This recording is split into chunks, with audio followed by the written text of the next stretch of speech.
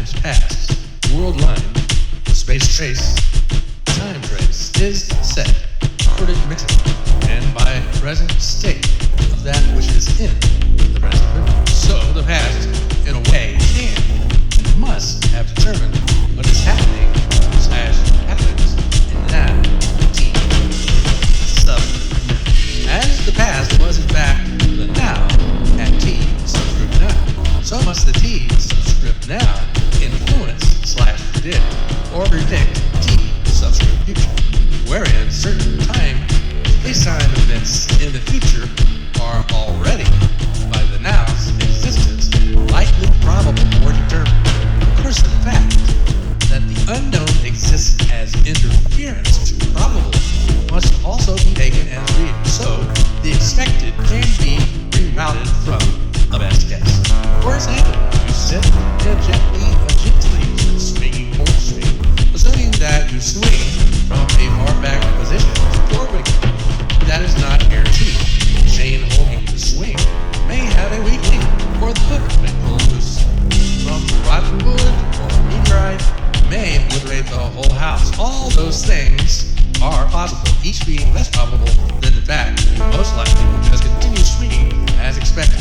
As time-space finds its path into the future now, the immediate or accepted now, the localized area or reference frame, can be used to look back, remember, and hypothesize the problem past.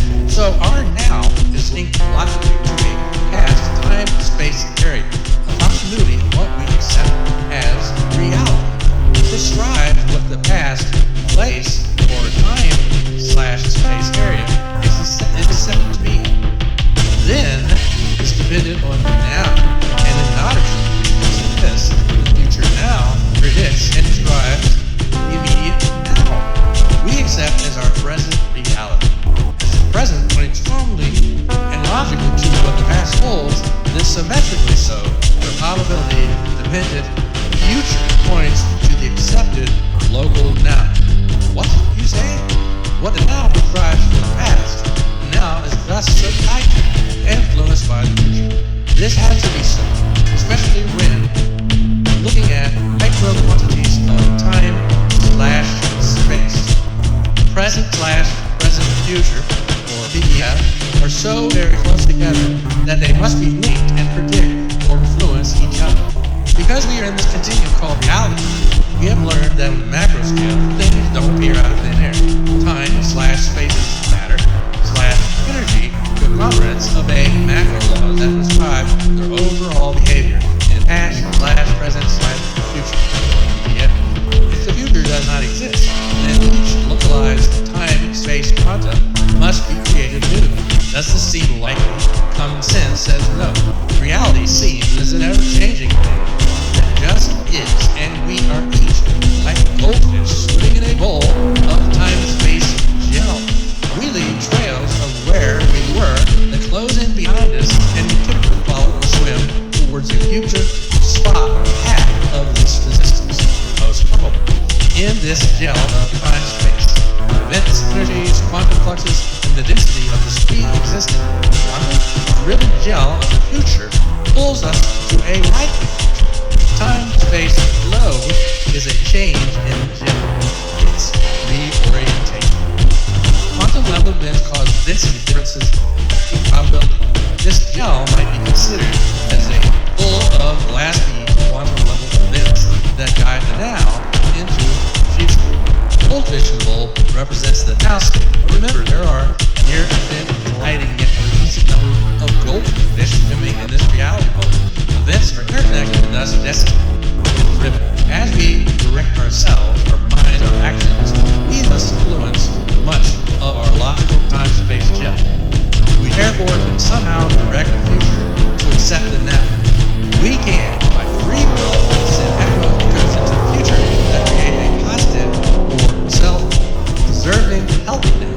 Somehow our decisions can alter the future, and in finally directing and recreating our future, we make each new now more probable. Consciousness regularly remolds, serves, and maps the future, calling back its intentions to the past. In a similar way, somehow, on any quantum levels, our consciousness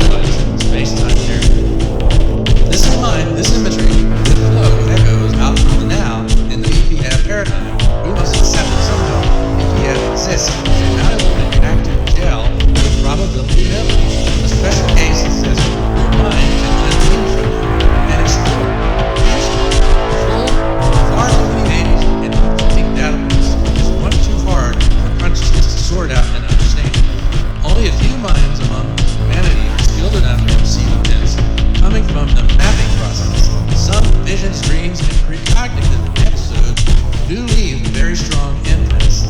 The mind can remember the future at times, but it is very rare and difficult to document.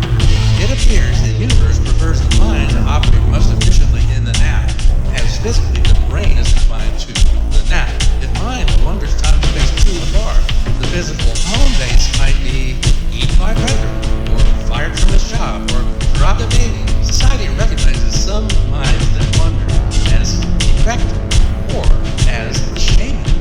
In either case, though, such individuals seem less prone to procreate being mystics, so the gift is suppressed by genetic dead end.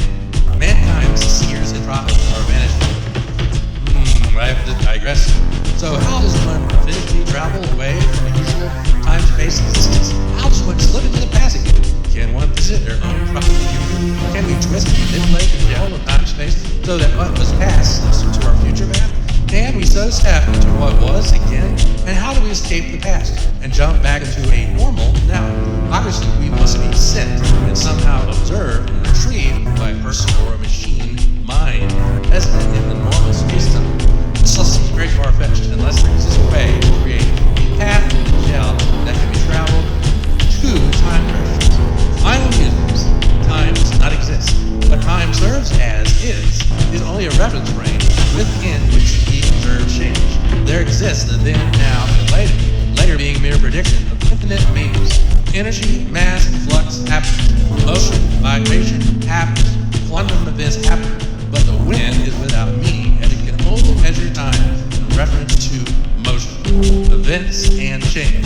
So is time reality or merely an observer-dependent paradigm without it being a self-existent reality? Is in essence the universe timeless without man to measure its ethereal unreality? So how does one locate the universe's existence in the past or the future? If reality flows like a river of events, being somehow dynamically static, how does one release himself from a now and enter a was or a will be?